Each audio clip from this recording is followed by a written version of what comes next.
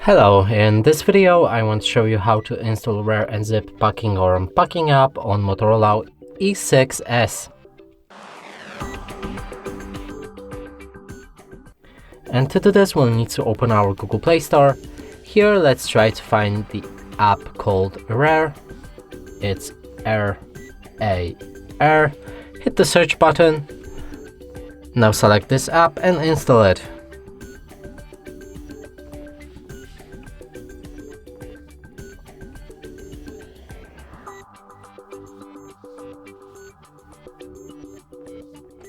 After installation process is complete, you should be able to launch it. Allow access to manage all file and dismiss these notifications. From here, the app should be ready. And that's it for this video. Hope you like it. Please consider subscribing to our channel, leave a like and a comment below.